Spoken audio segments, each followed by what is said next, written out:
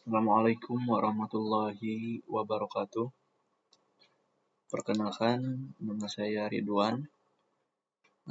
Saya dari Teknik Informatika, di mana video ini dibuat untuk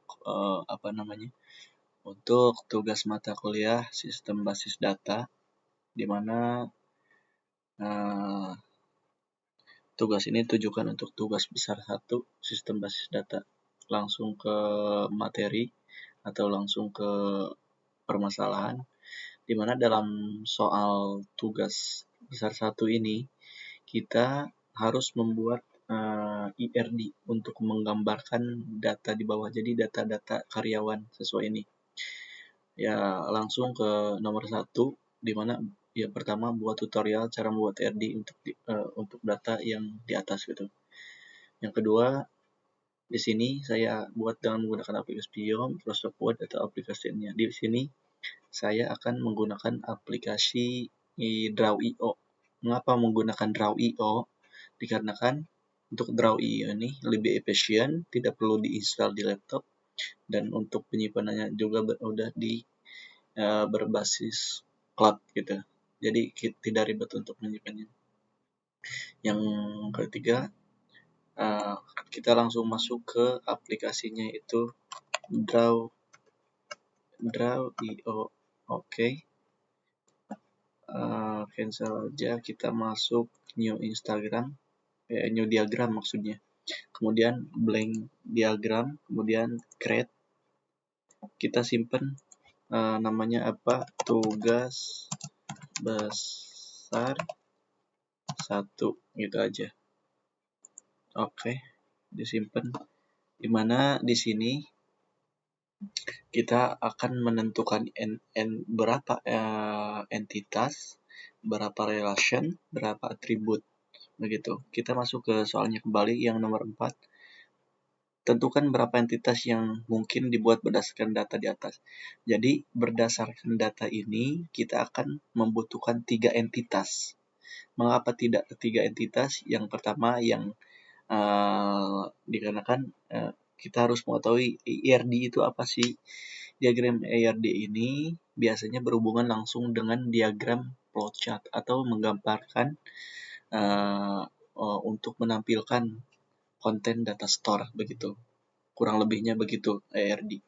Jadi di sini saya akan menggunakan 3 entitas. Ya, yang 3 entitas. Yang pertama satu entitas ini saya isikan dengan nama karyawan. Kemudian entitas kedua saya akan isikan dengan pendapatan. Yang ketiga saya akan mengisikan ini dengan divisi. Oke. Setelah kita udah mengetahui berapa entitas yang dibutuhkan, kemudian kita perlu tahu ini apa sih entitas itu. Entitas atau dalam pengertiannya itu kumpulan objek yang dapat diidentifikasi secara unik atau saling berbeda begitu. Itu yang dinamakan entitas. Jadi setelah kita mengetahui entitas, kemudian kita membuat di dalam suatu entitas itu, entitas atau disebut versi panjang ini harus saling terhubung gitu. Terhubung dengan relation. Relation itu yang berbentuk belah ketupat, itu yang dimana fungsinya untuk menghubungkan satu entitas dengan entitas yang lainnya begitu. Dimana relation ini digambarkan dengan yang belah ketupat untuk relation. Nah, ini yang menggambarkan relation. Coba kita ini dulu ya. Relationnya membutuhkan 2 relation.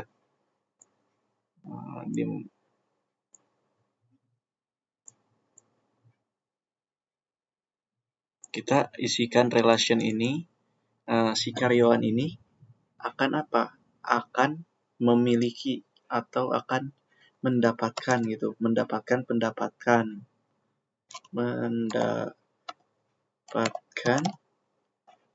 dia yang keduanya dia memiliki, di mana memiliki divisi gitu.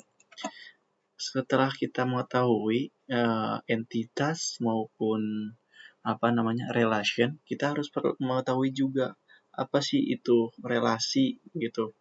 Relasi itu hubungan antara sejumlah entitas yang berasal dari himpunan entitas yang berbeda begitu. Itu yang dinamakan relasi.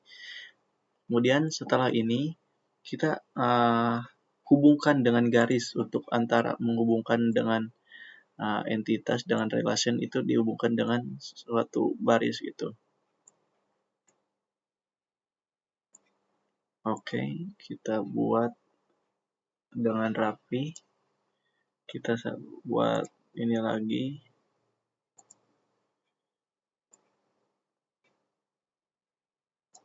Oke, kita buat dengan ini. Oke.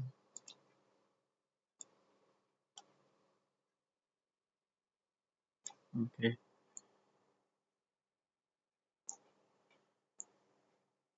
Oke. Kemudian setelah relasi dihubungkan lagi dengan garis ke arah entitas. Oke. Begitu. Kurang lebih begitu ya.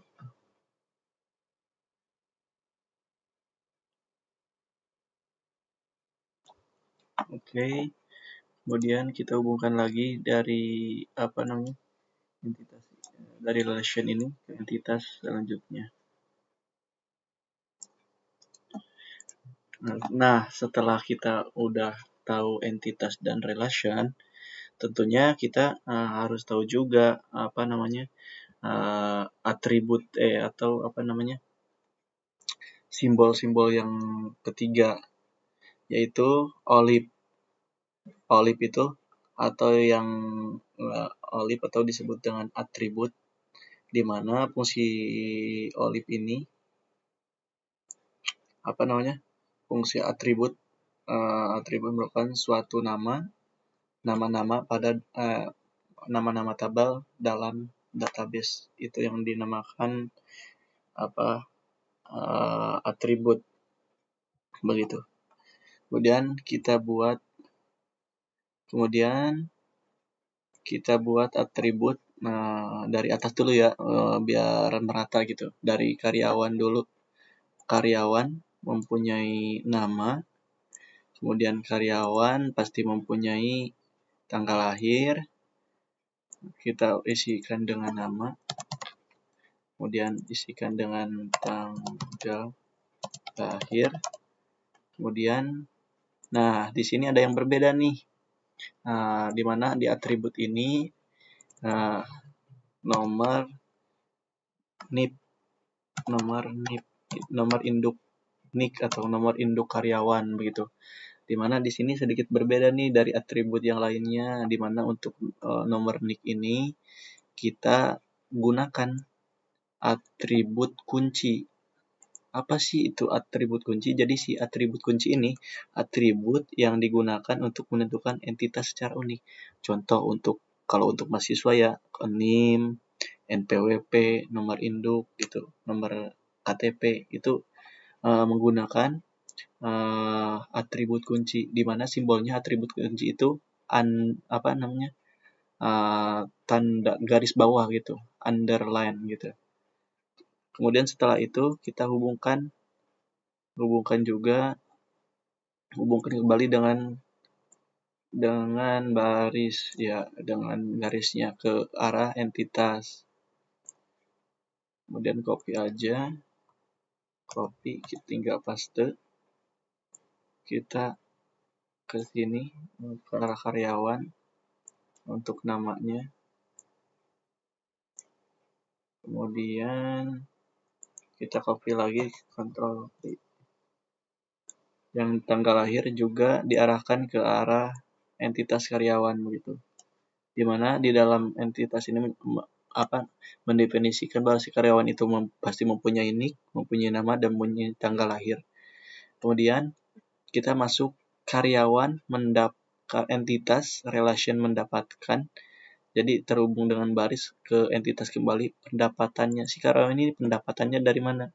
Ya, si karyawan pasti pendapatannya dari gaji. Kita tambahkan kembali untuk atributnya gitu. Kita berikut kita ini lagi isi dengan gaji. Kemudian kita masuk ke entitas relation kedua, yaitu memiliki. Jadi si karyawan pasti memiliki divisi, grup atau tim. Divisi yang dimana dari sesuai data tersebut karyawan itu pasti membutuhkan 2 atribut. Yang pertama yang diisi untuk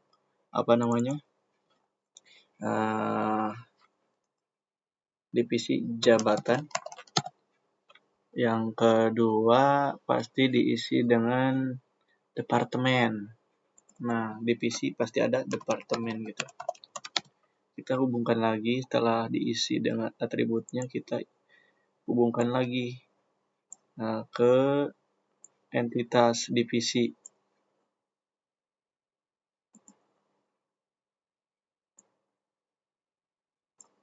Begitu. Nah, kurang lebih begitu untuk IRD dari dari soal